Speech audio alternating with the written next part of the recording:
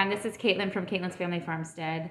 I was just going through my seeds, reorganizing and deciding what I all want to grow this coming gardening season, which is exciting.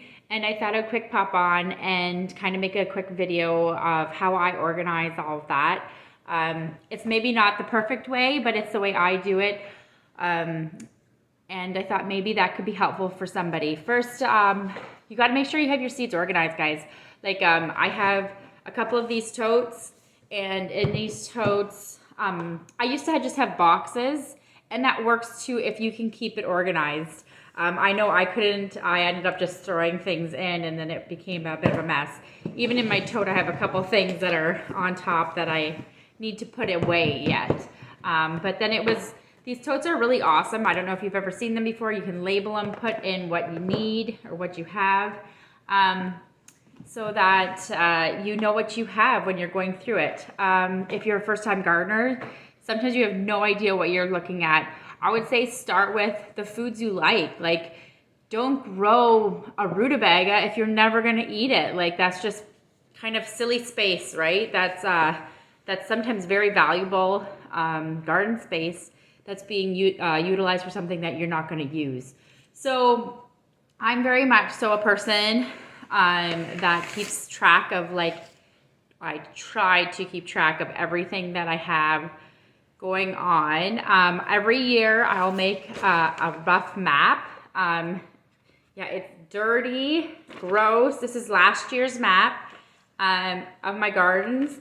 These are my raised bed areas, and I'll have it all mapped out. I know how many rows my garden can have, and sometimes certain plants will take 2 rows, like some squashes will take a lot more room than, say, your carrot row.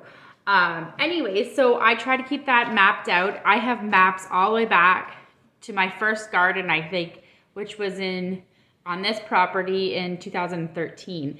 So it's kind of fun going back sometimes and looking, and then you go, oh my goodness, I remember that configuration.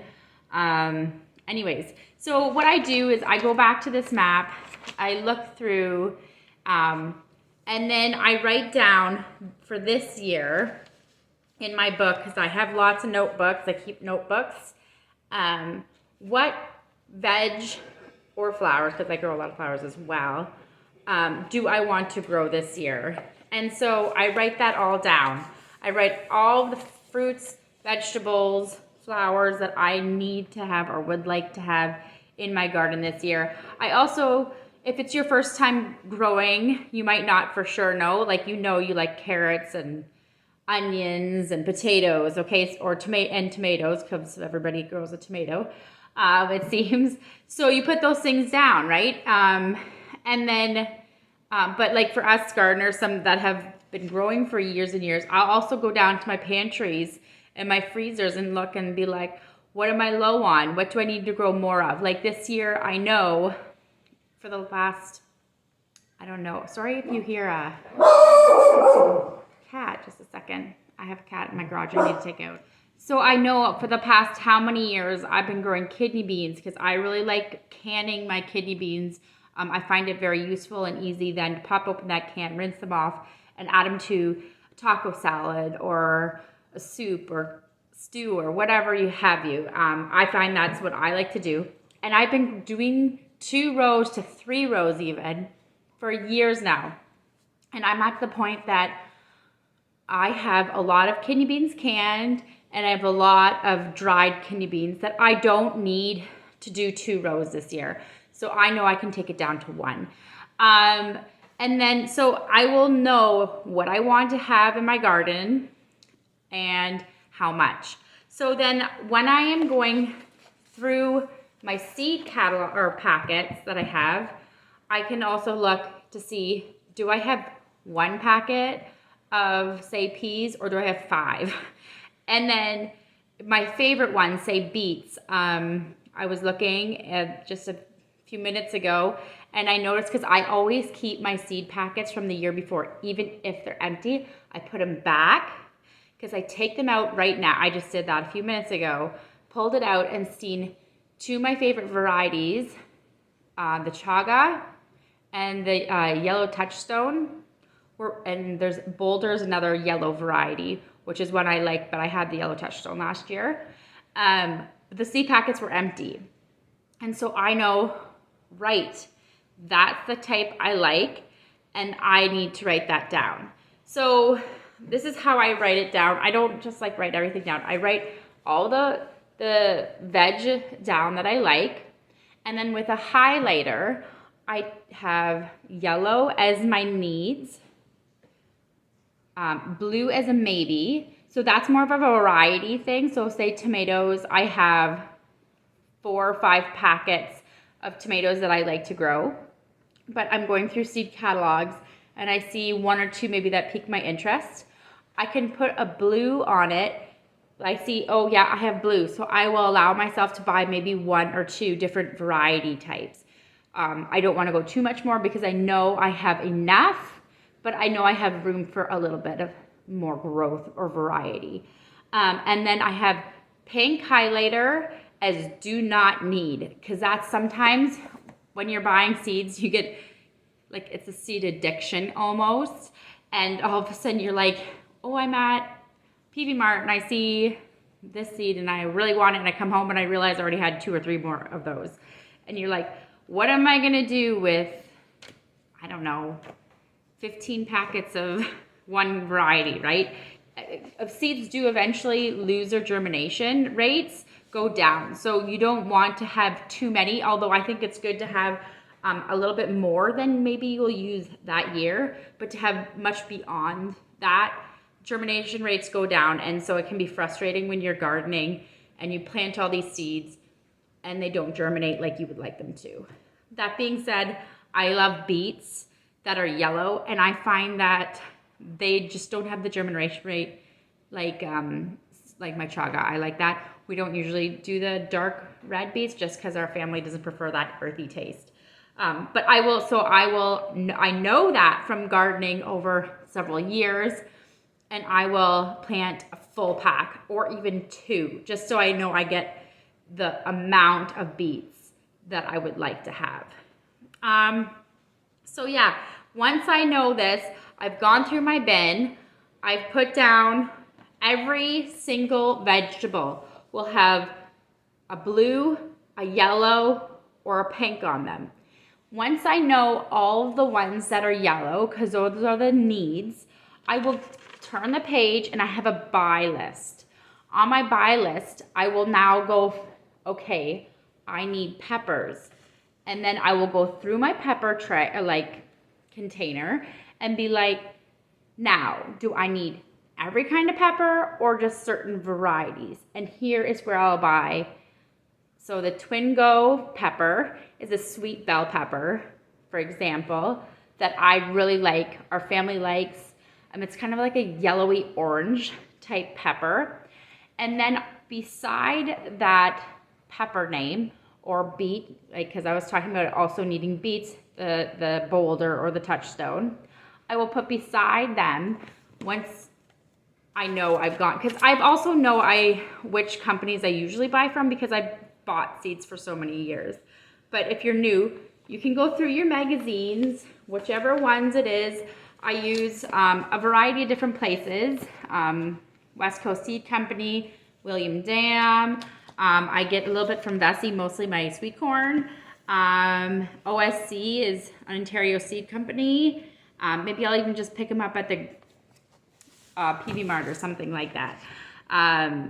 Anyways, I will beside that veg, I will put WS or VS. So WD, William Dam, or VS for Vessi Seed Company, or et cetera, et cetera. So then I know what company I'm buying it from, and then I'll put the page number that I found it on and the QR code, because I know I'm going to go online and I'm going to buy them off on the computer.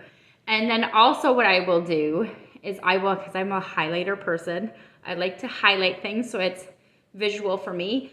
Once I'm on the website for whatever company I'm buying from, I will see from my buy list all these companies that are highlighted yellow. And all those yellow companies say are William Dam. And then I will just go down and check them all off. It makes life just so much easier when you can have organization like that. Now, when it comes to the variety of veg, say you want a tomato and you want to know which variety to buy if you're a first-time buyer, that is something you're going to have to kind of trial and error. You are obviously going to know there's differences, say, in tomatoes between a cherry, a slicer, and a paste. So what you're going to want to look at is things like how many days. So you can find out, you can Google that very easily, how many days in the summer you have to grow for your season and where you are. And then you look on your seed packets online or in your magazines. It should tell you how many days each thing takes for maturity. So then from there you read and you look. They all have descriptions of them. And yes, in every person's climate, I would say they grow maybe slightly differently. You can have different outcomes. But for the most general amount, you're going to know or have a good idea of what you're going to like. Yes, you can look at, like, even I might have some posts about veg that I've grown and my opinion on that one. And there'll be lots of other people on YouTube that will have an opinion on certain varieties of stuff. So that's also going to be trial and error, because where you live and where I live, the climate might be different. So you need to go and you need to decide and see if how many days you have, what kind of weather you get. Do you have more windy days? Do you have more hot, blaring sun days? And you know what? Every season is different too. So that's totally going to be dependent on your soil, even if you have sandy soil versus clay, loam, or whatever have you. And then, yeah, have fun. Try to figure out what to grow. So now that I know what I want to grow, where I'm going to get it, how I'm going to order it, or who I'm going to order it from, I can take these information, and because I know the configuration of my garden, I can map that out, and I will do with pencil a general idea of where I want everything to go. Once I actually put it in the ground, I will redo that into pen, because at this point in time, I can have that idea of, I want, in this raised bed number 1, I want my sweet potatoes. But sometimes weather in the spring does whatever it wants to do. It's not according to my schedule. And I know in certain spots in my garden, I have wet areas. If we have a really wet spring, maybe I can't plant in that plot area right away. And so maybe I can't get into that spot to plant what I had in my mind to put there. So yes, it's good to have a general idea, and because then also that will help you go, I want to plant 50 different things or 15 different things, but in reality, you only have room for 10. So then you're going to have to maybe either go, I'm going to plant half of a few things, or I'm going to have to eliminate a few things. So that's always a good idea to map it out, get a general idea, so you have some kind of base to go off of when you start planting. And then always, I think it's just a really good idea, as you're planting those things in the ground, write it down, make a map. One, because then sometimes when you put seeds in the ground, you'll walk away and come back to the garden in a week and stuff is starting to poke up and you're like, I have no idea what I put here, because you slammed it all in the ground because it was gonna rain tonight and everything has to go in right now.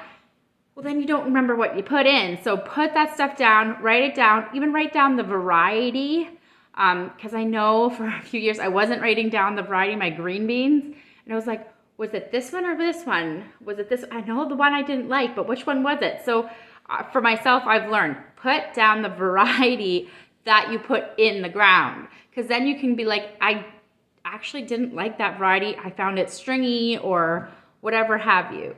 So I just think getting a planner, a book, if you're the first time gardener, or if you've been gardening for a long time and you feel like you're always disorganized, get a book.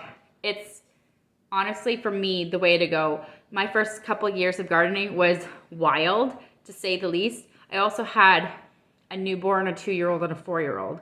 So the first 3 years, I think, was just like, I got food out of the garden, so it was considered a success, but it was a flop. And it was just weeds everywhere, and it's okay to have those years. Those years happen, it's okay. But after gardening for many years, I realized my planner is my best friend. It helps me out. It helps me know what seeds I have and know where everything goes, what I want to buy, and how much I need. This might not work for you, but this is what's worked for me, and I hope this can be a blessing to you. I hope you guys have an awesome gardening season. It doesn't hurt to put some stuff in the ground and hope for the best. You never know what might happen. And some years are successes and some years are just okay. So anyways, I hope you guys have a fantastic day. Blessings to you all. Just a little insert here. Have you guys ever tried, this is what I'm drinking while I'm talking to you guys, tea. It's called Ticino. I don't know if I can get you guys to look at that. If you're trying to kick coffee, this tea is amazing. Just thought I would put that in there.